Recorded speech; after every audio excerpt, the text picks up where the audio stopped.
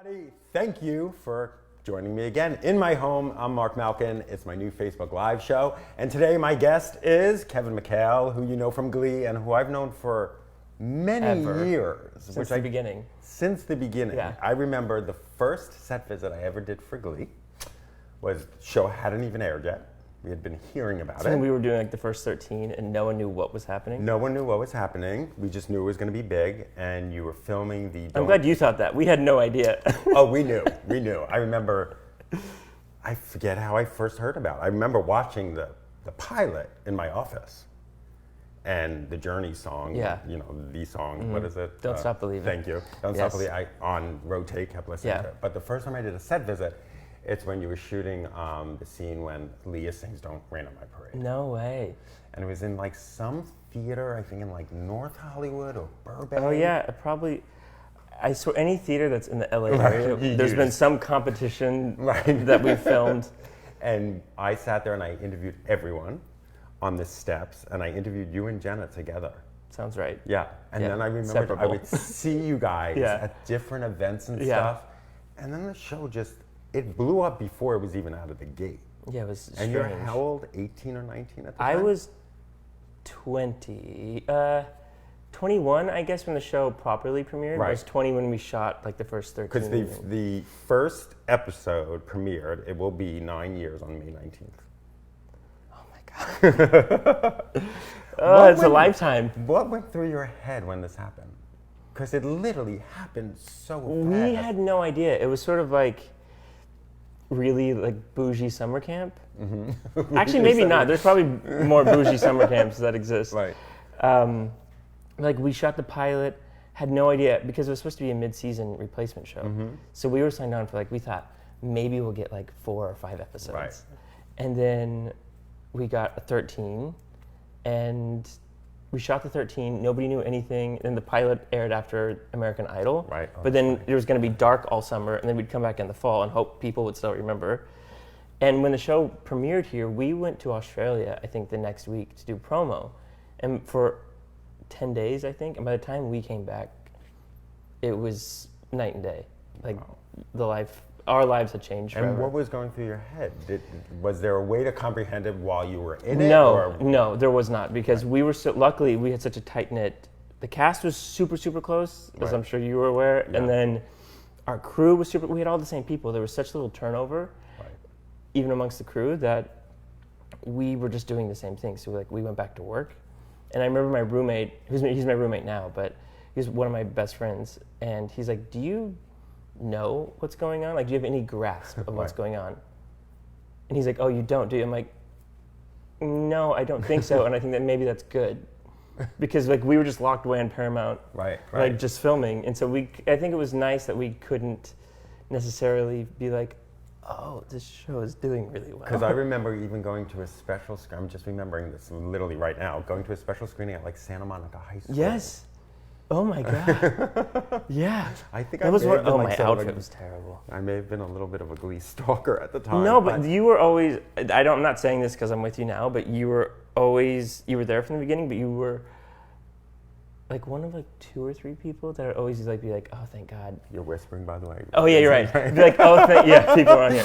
Like, oh, thank God, because like you were genuinely interested and like cared. Yeah, I did. And we had no idea what was going on. Because listen, Glee was the show that I wanted when I was a kid. Like, there were so many people that I know. We watched. Were like, why? You know, I had Fame. So Fame was sort of the Glee of its time, I guess. Nia Peoples forever, and then they killed her off. It was horrible. But you know, Glee just.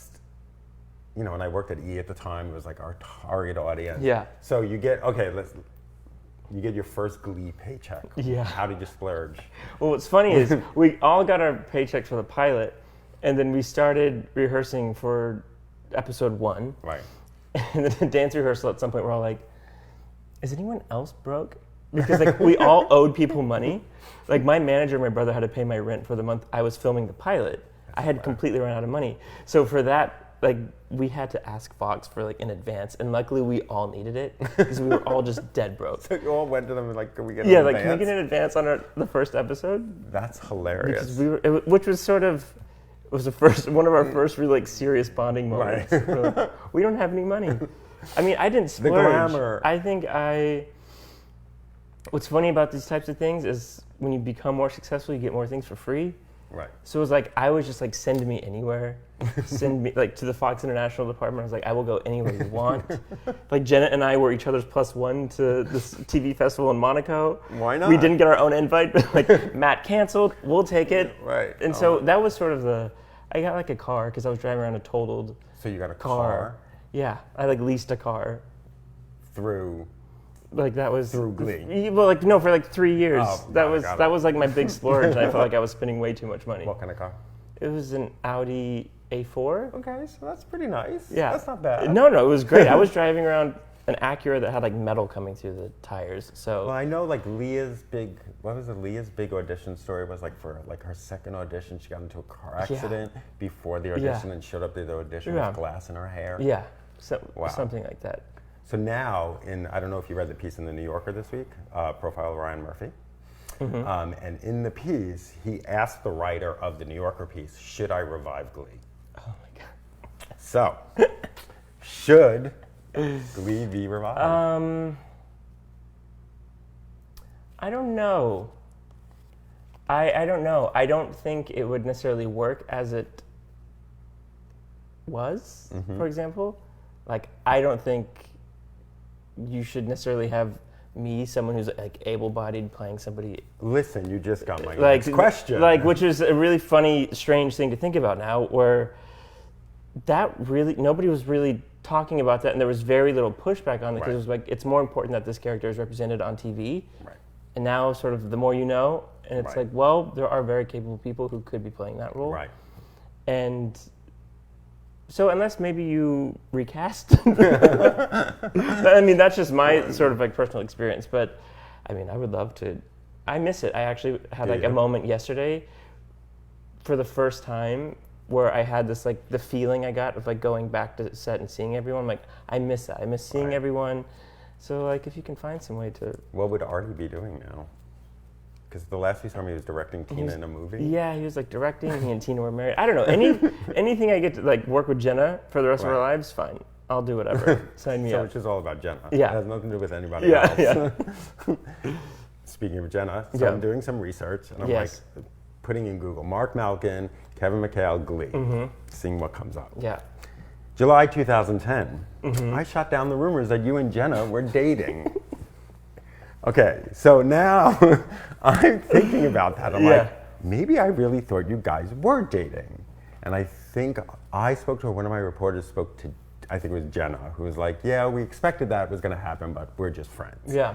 What did you and Jenna think when things like that would come out? Well, so this happened at this television festival I mentioned in Monaco, where, again, we weren't supposed to be there in the first place. Matthew Morrison was supposed to be there. And then we were like swimming in the ocean, and there was this one photographer. And the show had just started. Right. So we're like, nobody cares about us. There's one photographer taking pictures. And we're like, oh, they totally think we're Leah and Corey. And like little do they know that this is going to go nowhere for them. So then we start like messing around, intentionally like hugging and like dunking each other. We were like 21, and we're like, oh. Like, this guy's an idiot. Right. And then the next day, we both get calls from our families being like, what's happening? Like, you're all over the internet saying that you guys are dating. I'm like, well, obviously you guys know that's not true. Right. And like, then we went to London after that. And it was like my first time in Europe. Right. And so we were like, absolutely like just playing with it. Cause like, why not? Right. It's like, I'd be like drunk, stumbling out of a club, and she'd be like holding my hand to like keep me up. And I'd be like, they're holding hands. We're like, well, I shot down the rumor. Yeah. I'm glad I did. Yeah, it was like, so it was fun. Like, it was absolutely fun. Right. Like, I mean, when you're that young and all of a sudden people seem to care about what you're doing, as stupid as it is. It's like, I mean, listen, Leah and Corey, they tried to keep that, an Instagram would go up and then it would be taken down because they'd in the background. I mean, my big thing with E when I first started to do on camera was Leah and Corey were going to be at an event, and I'm like, I'm going to get them to admit that they're dating. That was my goal.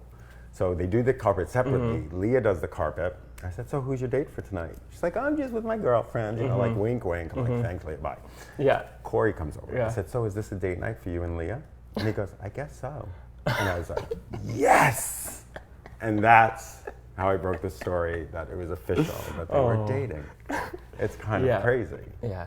So now, let's fast forward a little bit. Yeah. You know what your Wikipedia page says now? Oh God, who knows? The last entry is, in April 2018, McHale came out as gay with a tweet. Yeah. That's, okay. That's the news. So let's tell people what happened. You do a tweet. It's the Ariana Grande comes out with her new song. Yeah, Ariana Grande put out a new song. And I'm very excited because my friends and I are like big Ariana fans. Right. And I think her last album was severely underrated in pop perfection. And so we were like texting all day, like the song's coming out. And I was like sitting on my Twitter, and my friend Amy and I were like, okay, I'll talk to you in 3.5 minutes when the song's over. We had to listen to it separately. And then we're like texting each other our thoughts, and I just like make a joke. I actually sent it to her as like a text. I'm like, that's funny, I'm just gonna tweet it. And don't think anything of it. And I said, this new Ariana Grande song is gayer than gayer than me. And I accept. And I accept, like, thank you, Ariana. In that tone. Right. Like, that's how it was supposed to be read. And I don't think anything of it. And then I go about my night, and my friend Amy and I do like a FaceTime Live where we just play the song over and over because like we're big fans. And then like 24 hours goes by, and all of a sudden I get like a barrage of like tweets and people being like, oh my God, congrats, like welcome. And all that. I'm like, what happened? I was like freaking out. I was like, something happened that I do not know about. And then I saw that it was the tweet. People were like, oh, you just came out. I was like, did I? I was like, would anyone choose to like come out in a tweet about an Ariana Grande song? Is that right? And that, so you had no idea this was going to happen. No, because I guess it was eye-opening for a number of reasons. Where I was like, oh, people don't know. People don't know. I've been living in this bubble where I was just like, just because you don't know doesn't mean I'm not like openly living my life. Right. And I was like, okay, so people don't know. And also, Glee's been over for 3 years. I haven't really done much, and so to myself, I'm pretty irrelevant publicly. And I'm like, horrible. I'm like, no one cares. And all my friends, I got a text yesterday from our friend. I think it was Tyler Oakley, actually. He was like, oh, by the way, congrats on coming out. Because everyone that knows me was like, what the hell? I'm going to say, I did not know.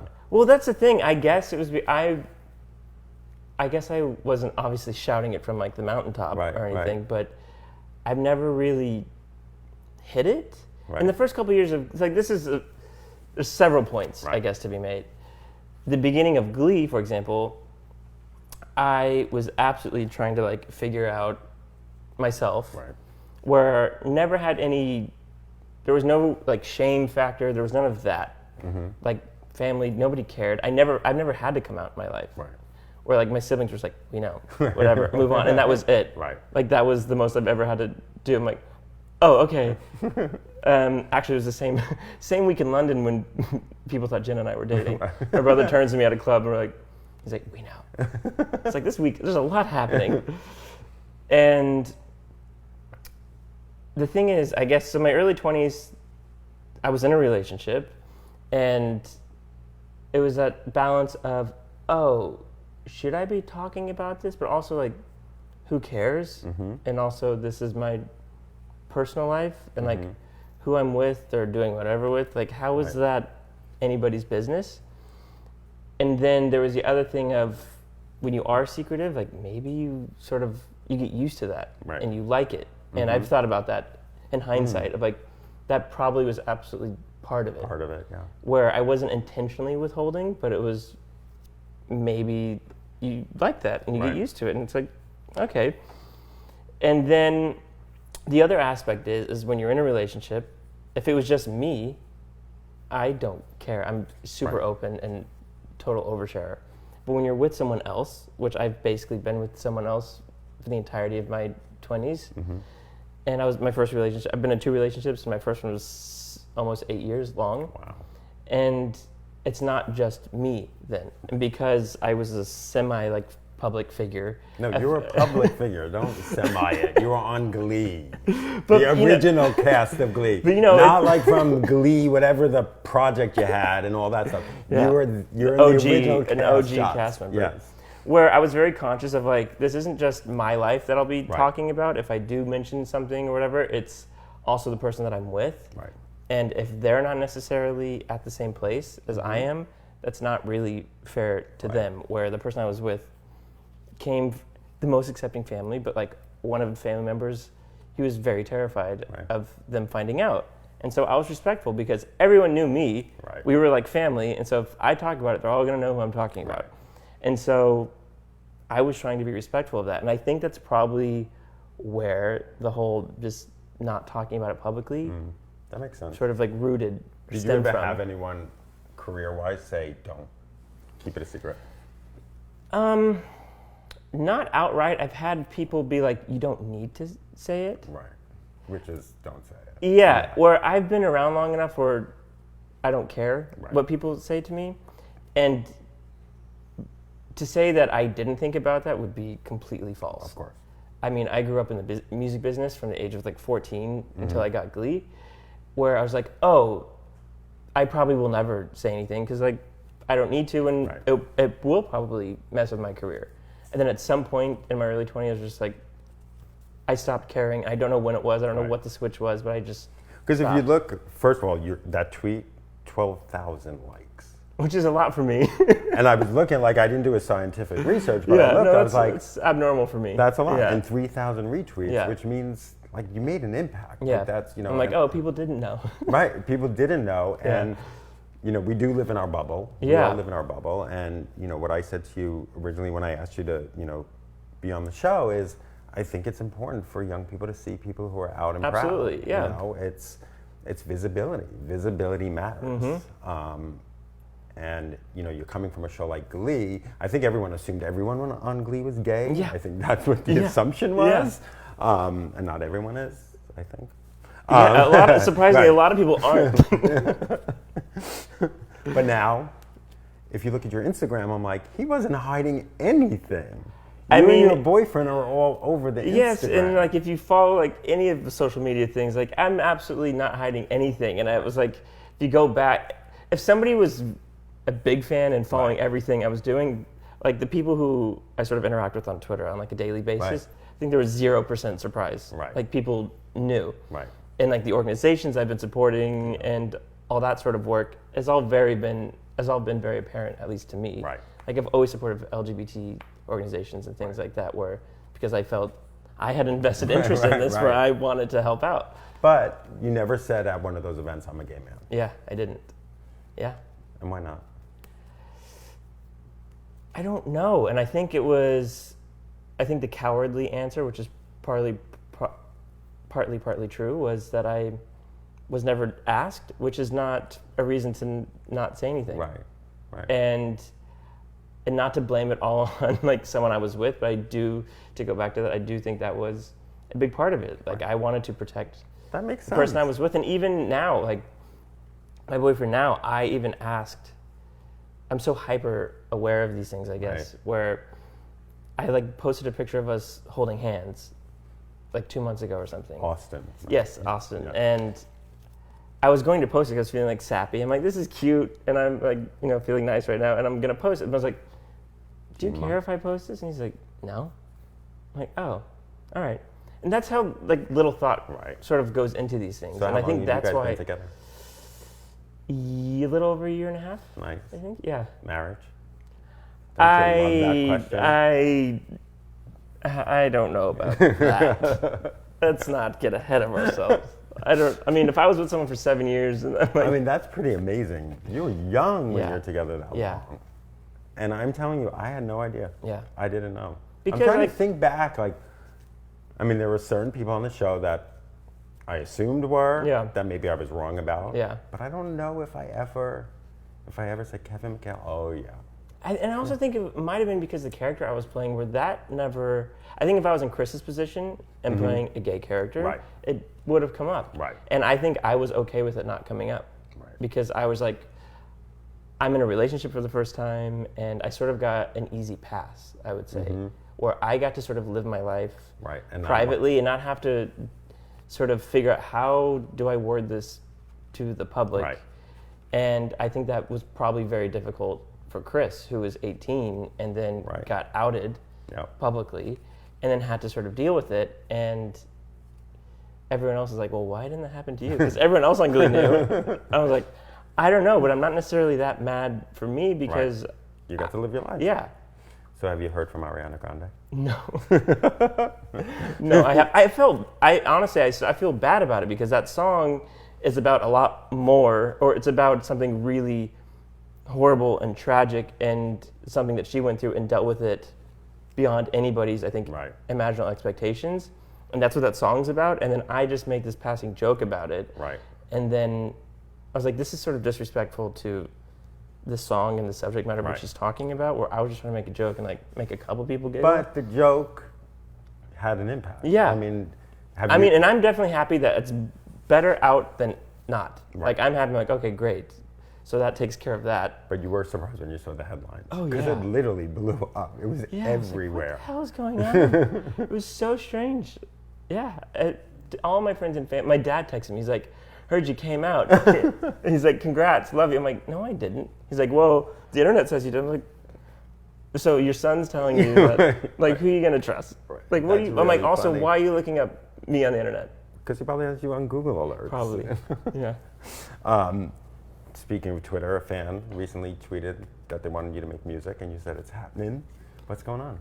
What could you tell us? I've sort of been plugging away, making some songs. That's nice. And then we'll see what happens. The music business is terrible. Unless it's rough. You're Ariana Grande. Well, no, like it's either really good or it's just a grind. And I grew up doing that, so I'm not necessarily. I know I'm a little jaded. I know what it takes, but I randomly started working on music last year, and then I actually like the songs. So that's good. Yeah, we'll see what happens. It's a long process, but yeah, I do think music will be out sooner than later.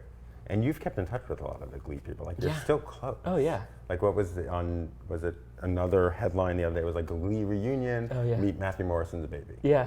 And everyone was very excited. But Leah wasn't there, so that turned into a headline in itself. Yeah, that was like, I know. Jen and I were like, oh my God, this is going to look really bad. Because Darren's like, thanks, guys. We're like, no, it was not that. It was a very spontaneous, like some people were in the valley and we all met up. Right. And that's what it was. Did you watch Darren on American Crime Story? No, I haven't seen it. It's so creepy. Like, I bet it is. Even when I saw him, like, after watching, I'm like, Darren, I can't heard talk he's to great. you. He's so great. I have a hard time watching people I know because I can't not be biased. Right. Or I can't not see them in some ways. And it, like, irks. I tried to watch, is it Mindhunter with John Groff? Yeah. And I had to stop watching it. That show. But I couldn't. The show is so good. I couldn't separate John from. It's really bad. I should be able to do that, but I can't. And now he's going to be Leah's. That's the next headline. Course, the Glee headline is Jonathan is going to be Leah's maid of honor. As he should. Who else? He should. Yeah. Yeah, those two. Yeah. Okay, so let's end the show with a little. We could sit here for hours. We really could, and Facebook Live, like, if there's no limit. It's true. Tell me the first thing that comes to your mind when I say a few little things. Okay. You were in a boy band. Yeah. So who is your boy band crush? Oh my. It's gonna be cliche, isn't it? Probably like Harry Styles. Really? Did you get to meet him? Yes, I've met all of them. All of them? I got it. All boy bands. All of One Direction. I've met a lot of. They're all super nice. Got a tattoo with Harry Styles randomly once. You got a tattoo? Yeah. Okay. Jenna was like, I'm getting a tattoo. Harry's here. And we were planning on getting tattoos together. I'm like, okay, I'm on my way. And then it was just. Which tattoo? It was this tattoo. It was this one, actually. And Harry was getting like a whole bunch of things on his arm. Did you tell him you had a crush on him? No, absolutely not. I'm sure you hear that enough. You get to spend a day with Beyonce. What would you do? Oh my God. I'm pretty composed around celebrities or people I really admire. I don't know. I've met her a couple times and I just don't talk. What would I do? Anything she wants. I would do anything. If we just sat and didn't speak, Right. like I'd be really happy. Whatever she wanted. Maybe like take go to like one of her rehearsals. That would be nice. I'd like to do that. Go to her rehearsals? Yes. Work? Like, don't you want to like go to a beach with her? No, or, I want to like, see Beyonce like work. Okay. Like her like learning dance moves and just killing everyone. I know my husband really knows single ladies. I made him do it for his family in Mexico. Good. They didn't realize it. Good. And we had this impromptu dance. I can't believe I'm talking about this, but we had this impromptu dance party one night, and I was like, wait a minute. Fabian knows single ladies. Put on single ladies. I put on single ladies and made him do it for the family. Was looking at him like he was crazy. Okay, speaking of tattoos, you do have a couple because I think you have one here too. Yeah, I do have one right here, yeah. What does that say there? It says, I can think, I can be, I can create. Nice, I like that. Okay, you're getting a new one. What would it be and where would you get it? I want something space related. Space related? Yeah. Why space related? I've just always liked... Are you a NASA geek? Sort of. Growing up, I was obsessed, and I still sort of am. And I think I want something on my thigh, but A rocket ship? I don't know if I want a rocket ship. Something with the solar system and the Milky Way. Like there's specific artists I would want to go to and have them sort of do Where do you their go thing. for your tattoos? I've been a couple places. I've been to Shamrock here, where Harry was. I figured that's where you went. And I've been to this guy named Bang Bang in New York. Yep. Got a tattoo with Jenna and Demi Lovato with Bang Bang in New York once. What tattoo is that? It's Max from Where the Wild Things Are on my ribs, but it's not really finished because I let the ladies go first, and then it was like 4 a.m. When did you get it started? Well, it's the outline of Max. Right. But there's nothing else really. Like there's no crown, there's no shading. It's sort of an incomplete work. And when did this first begin? How many years ago? Oh, it was years ago. But I just never. It was really painful. I'm like not in a rush to ribs, go get it back. Yeah. So then, so NASA.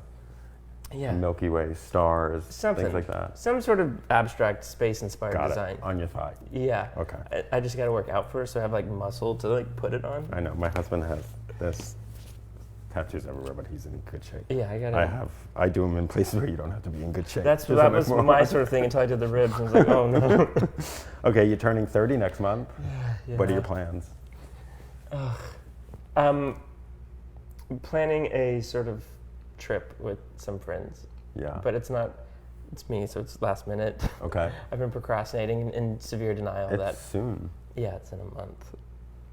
So should be figuring Do you that. feel 30? No. I feel like an idiot. I feel like I'm 18. Mm-hmm. I absolutely don't feel 30, and I'm also someone who hates their birthday and getting older. So you just hate getting older. Yeah. See, I love my birthday. I'm not into getting older, but I love my birthday is like a holiday. Like if you forget my birthday, friendship's over. I wish I could feel that way. I think that's probably a healthier way to be. But I don't like the attention. I don't like people doing things for me. So I'm just like, let's just not do anything. Anyone who is going to send anything for Kevin for his 30th birthday next month, don't. Unless it's a gift certificate for a tattoo of the Milky Way. Yeah, that would be good. I used to get really good gifts. Like fans would send gifts during Glee. And what was the weirdest gift you got? I got this. It was the weirdest / best thing. A what? It was a card with Kanye's face, pre-Kanye losing it. Right. I think he was like the Virgin Mary or something, and I was like baby Jesus, and he was holding me. It was... Someone made this for you? Yeah, it was very strange, but I loved it. I might still have it. I was just going to say it should be framed hanging in the house, I've been cleaning out my garage, and I found a lot of old Glee stuff, and I think I kept that. So, see, that means Glee should be revived. Do you think it should be revived? It's a good question. I was thinking about it earlier because when I was coming up with the questions, and I was like, it's only been 3 years. Yeah, I mean, it hasn't been long. It hasn't been that long. It's not like the Murphy Brown reboot. Yeah. And like you said, it's like, it was such a moment in time. Yeah. It just seemed exactly right for that time. I think it did its job. It really did. And now I just did my job because I'm going to end the show now. How's that? Kevin, thank you. This was awesome. Of course. Come back I'm not anytime. leaving now. We're just going to keep just going to keep talking. We're just going to cut the camera. Right, guys? Cut the camera. Goodbye. Bye. Thank you. Tune in for the next one. Thanks, guys. Thanks for having me. Bye. Bye.